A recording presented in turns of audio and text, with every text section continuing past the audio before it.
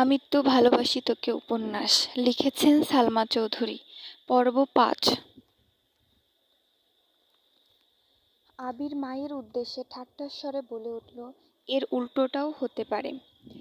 যেমন তোমার বৌমা তোমার কোলে ঘুমিয়ে গেল আর তুমি তাকে ঘুম পাড়াতে পাড়াতে আমার জন্য অপেক্ষা করলে। ছেলের এরকম ঠাট্টার ভ্যাবাচ্যাকা খেলেন মালিহা খান। আবির পুনরায় শান্ত অথচ কড়া বলে উঠল, কাল থেকে তোমায় যেন বসে থাকতে না দেখি। আমার কিছু লাগলে চেয়ে নিব, আর খাবার টেবিলে রেখে দিও, আমি খেয়ে নিব। এই কথার কোনো উত্তর না দিয়ে মালিহা খান স্বাভাবিক কণ্ঠে বললেন, তানভীর মেঘ এখনো খায়নি, একটু ডেকে আসবি? এখন খাবে কি না? তানভীর ঠিক আছে বলে উপরে গেল।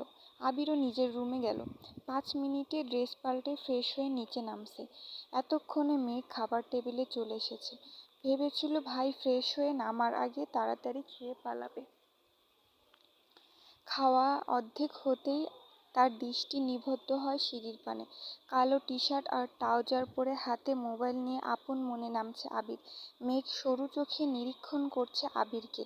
মানুষটাকে দেখে হৃৎস্পন্দন বাড়তে লাগলো মেঘের। এখন সে স্পষ্ট অনুভব করছে তার বুকের ভেতরে কিছু একটা হচ্ছে, কিন্তু বোধগম্য হলো না কি হচ্ছে। নিজের অজান্তেই বুকের বাঁ পাশে হাত রাখল মেঘ। অনুভব করলো কিছু একটা অনবরত নৃত্য করছে বুকের ভেতর। আবিরের চেয়ার টেনে বসার শব্দে ঘোর কাটল মেঘের। সবেগে হাত নামিয়ে আনলো বুক থেকে। আবির মেঘের ঠিক বিপরীত চেয়ারটায় বসেছে। মেঘের ছোট্ট বুকটা অনবরত কেঁপেই যাচ্ছে। চোখ তুলে তাকাতে পারছে না মেয়েটা। শরীরের কাঁপাকাঁপি আর হৃৎপিণ্ডের লাফালাফিতে সে বিদিষ্ট। দিশেহারা অবস্থা অষ্টাদশীর। ইচ্ছে করছে ছুটে পালিয়ে যেতে আবিরের সামনে থেকে, কিন্তু পারছে না। মনে হচ্ছে পায়ে শিকল দিয়ে বাঁধা। মালিহা খান হঠাৎ মেঘের হাতে হালকা ধাক্কা দিলে, কিরে, কি হলো তোর? দ্বিতীয়বার ঘোর কাটল মেঘের। তৎক্ষণাৎ স্বাভাবিক হওয়ার চেষ্টা করলো। কাঁপা কাঁপা গলায় বলল, কিছু না। এই বলে পুনরায় খাওয়ার চেষ্টা করলো, কিন্তু এবার আর গলা দিয়ে খাবার নামছে না মেঘের। গলা শুকিয়ে কাঠ হয়ে গেছে। কাঁপা কাঁপা হাতে গ্লাস নিয়ে ঢক ঢক করে অর্ধেক গ্লাস পানি নিমিষেই শেষ করে ফেলল মেঘ। আবির আপন মনে খাচ্ছে। সামনে বা আশেপাশে কি হচ্ছে এসব দেখার প্রয়োজনই মনে করল না সে। এই এই জগতে কি সবকিছু তার আগ্রহ সৃষ্টি করতে অক্ষম? আবিরের গা ছাড়া ভাব দেখে কিছুটা স্বাভাবিক হয়ে খাওয়া শুরু করে মেঘ। মাঝখানে এক পলকের জন্য তাকিয়েছিল আবিরের দিকে। কালো টি-শার্টে মুখটা কত মায়াবী লাগছিল। এলোমেলো চুল, খাওয়ার স্টাইল দেখে দ্বিতীয়বারের মতো ক্রাশ খেল অষ্টাদশী। কে বলতে পারে ২ দিন আগে পর্যন্ত আবিরের কোনো স্মৃতি ছিল না মেঘের মনে। মস্তিষ্ক জুড়ে হঠাৎ মনে পড়লেও শুধু ওকে মেরেছিল এই স্মৃতিটাই মনে হতো, আর রাগে কটমট করত সে। আর আজ বিকাল থেকে যতবার আবিরকে দেখেছে ততবার মেঘের শীর্ণ বক্ষ ধড়ফড়িয়ে উঠেছে। ছোটবেলায় যে ভয়টা ভাইয়ের প্রতি বোনের ছিল সেটা আজ বদলে গেছে। আবিরের দৃষ্টি তাকে বরফের ন্যায় জমিয়ে দিচ্ছে প্রতিনিয়ত। এই দৃষ্টি সূচালো কিংবা ধারালো অস্ত্র আছে যা এক কিশোরীর বক্ষ পিঞ্জর এফোড় ওফোড় করে দেওয়ার ক্ষমতা রাখে। আবিরের দিকে একদৃষ্টিতে তাকিয়ে হাবিজাবি চিন্তা করছিল মেঘ। আবির চোখ তুলে তাকাতেই মেঘের মনোযোগ ঘুরে গেল। আবিরের তপ্ত দৃষ্টি মনে হচ্ছে ফালা করে দিচ্ছে হৃৎপিণ্ডটা। দৃষ্টি সংযত করে চিবুক নামিয়ে নিল গলায়। সহসা মুখবিবর চুপসে গেছে আমসত্ত্বের ন্যায়। দ্বিতীয়বার আবিরের দিকে তাকানোর স্পর্ধাটুকু হয়নি অষ্টাদশীর। এর মধ্যে মালিহা খান আবিরের উদ্দেশ্যে বলে উঠলেন, তোর নতুন কোম্পানিটা কি না খুললে হয় না? তোর বাবা বিষয়টা ভালোভাবে নিচ্ছেন না কেন? বাবাকে রাগিয়ে দিচ্ছিস? তোর বাবা তোকে অনেক ভালোবাসে। শানিত স্বরে মায়ের দিকে তাকিয়ে আবির বলা শুরু করলো, ছেলেরা সারা জীবন বাবাদের প্রিয় থাকতে পারে না। নিজের স্বপ্ন ইচ্ছেকে প্রাধান্য দিতে গিয়ে দূরত্ব বেড়ে যায় বাবা ছেলের। এটা অস্বাভাবিক কিছু না। যদি বাবার স্বপ্ন বা ইচ্ছের হাল প্রতিটা ছেলে ধরতো তাহলে পৃথিবী এতটা এগিয়ে যেত না। আমাকেও দেশ ছেড়ে এত বছর বাইরে পড়ে থাকতে হতো না। আব্বু নিজে এই কোম্পানি শুরু করেছিল। উনি যদি ওনার বাবার ইচ্ছেকে প্রাধান্য দিতেন তাহলে আজ এতদূর পৌঁছাতেন না। তাছাড়া আমি তো বলিনি বাবার স্বপ্ন বাদ দিয়ে আমি আমার স্বপ্নকে প্রাধান্য দিব। আমার স্বপ্ন একান্তই আমার, আমি দুদিকই সামলাবো। তুমি এসব নিয়ে অযথা চিন্তা করে নিজের শরীর খারাপ করো না। মালিহা খান নিশ্চিন্ত স্বরে বলে উঠলেন, এত চাপ আর দৌড়াদৌড়ি করে তো নিজে অসুস্থ হয়ে পড়বি বাবা। আবির গম্ভীর কণ্ঠে বলে উঠল, তোমাকে তো বললাম আমার জন্য দুশ্চিন্তা করতে হবে না। তানভীর মাঝখান থেকে বলে উঠল, ভাইয়ার জন্য চিন্তা করার মানুষ আছে বড় আম্মু, তুমি রিল্যাক্সে থাকতে পারো। মেঘ এতক্ষণে নীরবে খেলেও এই কথা শোনা মাত্রই ছোট দেহ কম্পিত হয় তার। আতঙ্কিত হয়ে তাকালো আবিরের দিকে। আবির তৎক্ষণাৎ ঘাড় ঘুরিয়ে তাকালো তানভীরের দিকে। অমনি মুখটা চুপসে গেল তানভীরের। করুণ স্বরে বলল, সরি ভাই। পিনপতন নীরবতা খাবার টেবিলে, কেউ কোনো কথা বলছে না। মেঘের মনটা সহসা খারাপ হয়ে গেল। তানভীর আবিরের একনিষ্ঠ ভক্ত, এক কথায় দুজন দুজনের বেস্ট ফ্রেন্ড।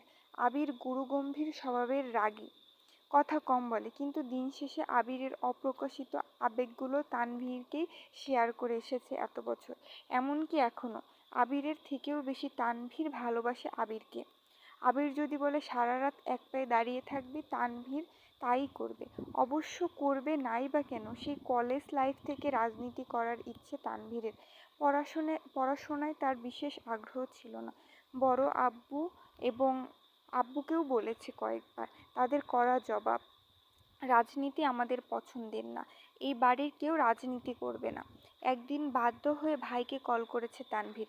ভালো মন্দ কথা শেষ করে তানভীর ভয়ে ভয়ে বলল, ভাইয়া তোমার সাথে একটু কথা ছিল। আবির সাবলীল ভঙ্গিতে উত্তর দিয়েছিল সেদিন, রাজনীতি করতে চাস তাই তো? তানভীর নিজের কানকে বিশ্বাস করতে পারছে না। আবির এত স্বাভাবিকভাবে কথাটা বলছে। আবির, তুই রাজনীতি কর, সমস্যা নেই, কিন্তু কিছু বিষয় মাথায় রাখবি, বিষয়টা দেখতে যতটা সহজ ততটাও সহজ নয়। একনিষ্ঠ এবং সৎ থাকতে হবে তোকে। দল মত নির্বিশেষে তোকে সত্যের পথে চলতে হবে, পাতাটা স্বভাব যেন না হয়। তানভীর ভয়ে ভয়ে বলল, বড় আব্বু আর আব্বু তো রাজি হচ্ছে না। আবির হেসে উত্তর দিয়েছিল, ওসব আমি সামলে নেব। তুই আমায় কথা দে, তুই তোর জায়গায় সৎ থাকবি আর যে কোনো সমস্যা আমায় শেয়ার করবি। সেদিন খুশিতে তানভীরের চোখ টলমল করছিল। আবির সামনে থাকলে হয়তো জড়িয়ে ধরে কেঁদে দিত ছেলেটা। সেদিনই ভাইকে কথা দিয়েছে সে সারা জীবন সৎ থাকবে এবং একনিষ্ঠভাবে রাজনীতি করবে। এরপর থেকে রাজনীতি সম্পর্কিত যত ঝামেলা আছে, কি করা দরকার, কোনটা করলে ভালো হবে, সবই ভাইয়ের সাথে সিদ্ধান্ত নিয়েছে তানভীর। আজ সে ছাত্রলীগের সহসভাপতি। সবটুকু ক্রেডিট আবিরের। আগামী বছর মেয়র নির্বাচনের পরে নতুন করে সভাপতি করা হবে, তাই তানভীর চেষ্টা করছে যেন এইবার সভাপতি হতে পারে। তানভীরের রাজনীতির জন্য বাবা চাচার সাথে আবিরের কথা কাটাকাটি সেই শুরু থেকেই, কিন্তু আবিরের এক কথা, তানভীর রাজনীতিই করবে। আজ সন্ধ্যা ও বাবা চাচার মুখের উপর বলেছিল তানভীরকে কোনো প্রকার বাধা যেন না দেওয়া হয়। তানভীরের জীবনে আবির গাছের ন্যায়, যার ছায়ায় তানভীরের অবস্থান। ভাই ছাড়া তানভীর অসহায়। খাওয়া শেষ করে আবির নিজের রুমে চলে গেছে। তানভীরও চলে গেছে, কিন্তু বসে আছে মেঘ। সে খাবার টেবিলে সবার আগে এসেছিল, ভেবেছিল ভাইয়ের সাথে খেয়ে পালাবে, ভাইয়ের আগে খেয়ে পালাবে, কিন্তু তা আর হলো কই। আবিরের জীবনে কেউ আছে, এই কথাটা মাথায় ঘুরপাক খাচ্ছে অষ্টাদশী। ভাতের প্লেটে আঙুল ঘুরাচ্ছে আর ভাবছে, আমার ছোট মনটা এভাবে ভেঙে গেল, প্রেমে পড়ার আগেই ব্রেকআপ হয়ে গেল। ছি! তৎক্ষণাৎ নিজের মনকে নিজেই সান্ত্বনা দিচ্ছে, থাক, মন খারাপ করিস না, ছেলেটা ভালো না। মনে নেই তোকে ছোটবেলা মেরেছিল? আজ তো হিটলার, তোর জীবনে রাজপুত্র আসবে, যার জীবনে রাজ করবি শুধু তুই। মালিহা খান মেঘের হাতে পুনরায় ধাক্কা দিয়ে বলল, থাক, তোর আর খেতে হবে না। এতে হুঁশ ফিরে মেঘের। মেঘ কিছু বলার আগেই খাবারের প্লেট সামনে থেকে নিয়ে যান উনি। বড় আম্মুর এসব কর্মকাণ্ডের আহম্মক বনে যায় মেঘ। মালিহা খান বলে ওঠেন, এভাবে 14 ঘন্টা ভাত নিয়ে বসে থাকলে বিষ হয়ে যাবে খাবার। মেঘেরও খাবার খাওয়ার তেমন ইচ্ছে নেই আর, সে তো নিজেকে সান্ত্বনা দিতে ব্যস্ত। হাতটা ধুয়ে রুমের দিকে যাচ্ছে, মালিহা খান মেঘকে ডেকে আবার বললেন, তোর কি পেট ভরেছে নাকি নতুন করে খাবার দিব তোকে? আর খাবো না, এটুকু বলে রুমে চলে আসে মেঘ। পড়তেও ইচ্ছা করছে না মেয়েটার, চুপচাপ শুয়ে আছে। চোখ বন্ধ করতেই ভেসে ওঠে আবিরের হাসি। বাইক বাইক এনে যখন হাসি মুখে বলেছিল কথাগুলো কানে ভেসে আসছে। কি সুন্দর করে কথা বলে মানুষটা, তাকানোর ধরন, রাগলে কুঁচকে ফেলা ঘন ভ্রুদুলো সবই যেন চোখের সামনে হাসছে মেঘের। সঙ্গে সঙ্গে চোখ খুলে ফেলে মেঘ। বুক ভেঙে আসে কষ্টে। এই লোক আমার ভাবনায় যেন আসছে বারবার, এই লোক তো অন্য কারো, এই বলে অভিমানে ঘুমিয়ে পড়ে মেঘ। আজ শুক্রবার সকাল থেকেই বাড়িতে হইচই শুরু হয়ে গেছে। মিম, আদি আর মেঘ দুষ্টুমি আড্ডায় মাতিয়ে তুলছে ড্রয়িং রুম। তিন যা রান্নায় ব্যস্ত। আবির আবির বাড়ি ফিরেছে বলে আবিরের দুই মামা, দুই খালা, তাদের বাচ্চারা সবাই দেখতে আসবে। মিম আর মেঘের মামা খালাদের বাড়ি থেকেও বেড়াতে আসবে মানুষ। বেশিরভাগ মানুষই চাকরিজীবী, যার ফলে শুক্রবার ছাড়া কারো সময় নেই। ইকবাল খান ব্যস্ত বাজার করা নিয়ে। যখন যা লাগছে উনি ছুটছেন আনার জন্য।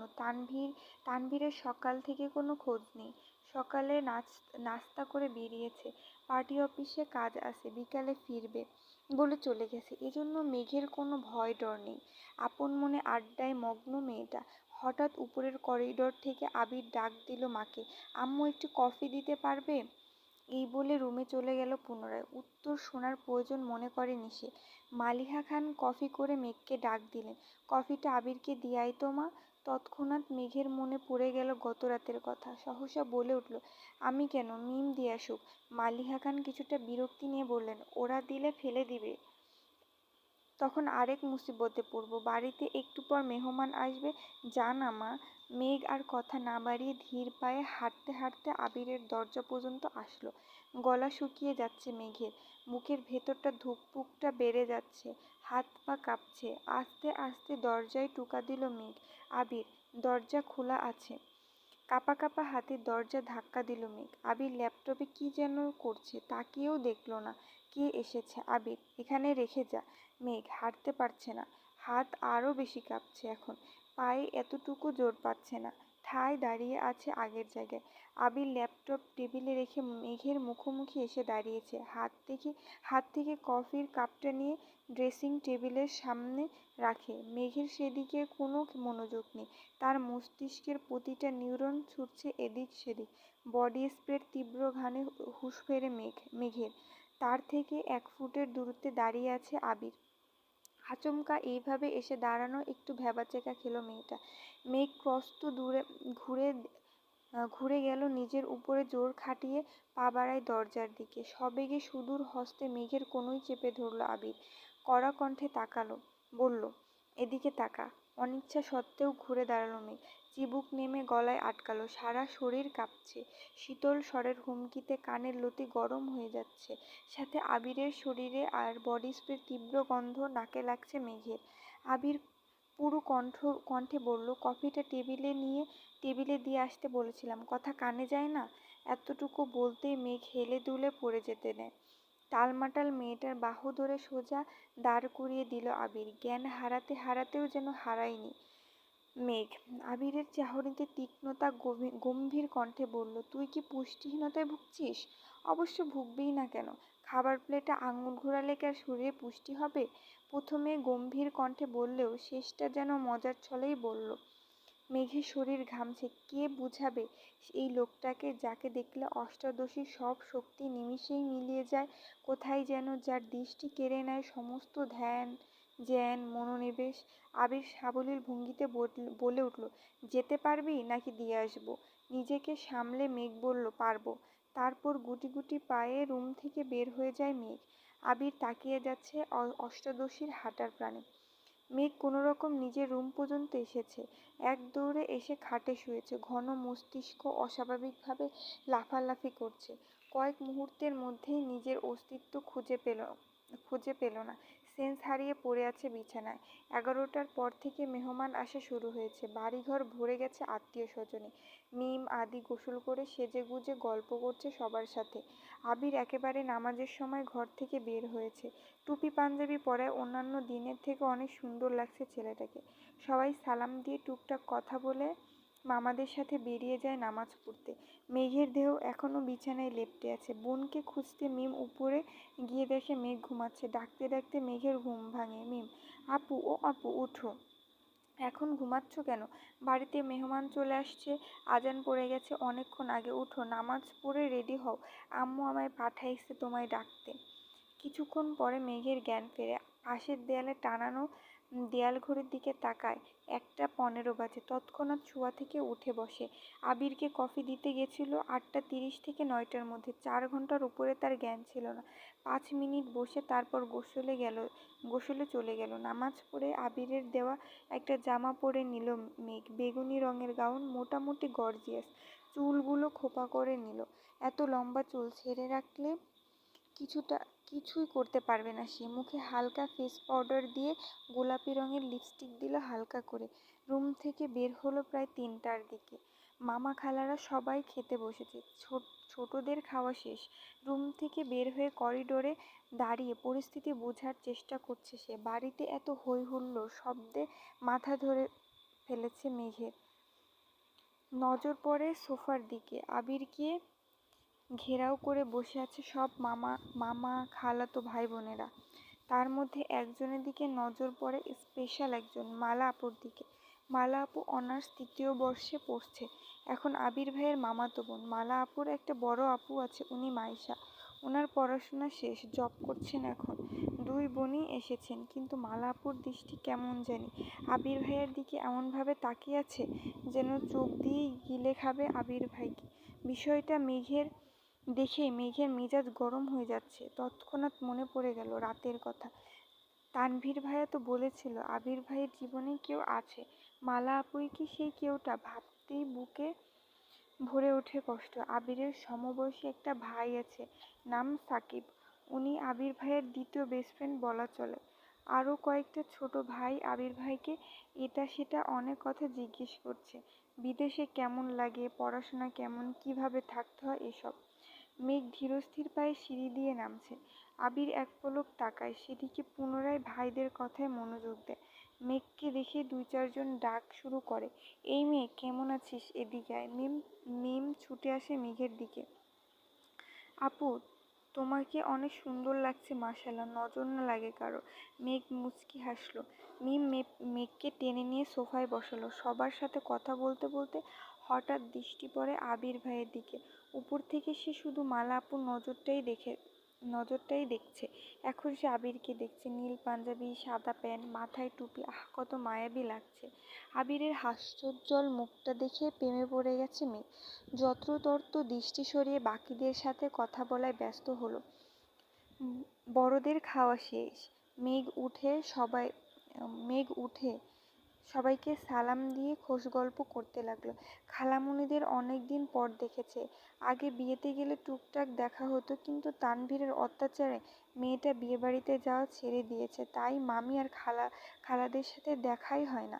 মামা অবশ্য মাঝে মাঝে দেখতে আসে, এটা সেটা নিয়ে আসে। সারা দিনের ঘোরাঘুরি শেষে সবাই নিজেদের বাড়ির উদ্দেশ্যে রওনা দেয়। থাকার জন্য বলেছে সবাই, কিন্তু চাকরিজীবীদের কাছে বেড়ানো মানেই কয়েক ঘন্টা। বিদায় বেলায় মালা আপুর আচরণের মাথায় রক্ত উঠে যায় মেঘের।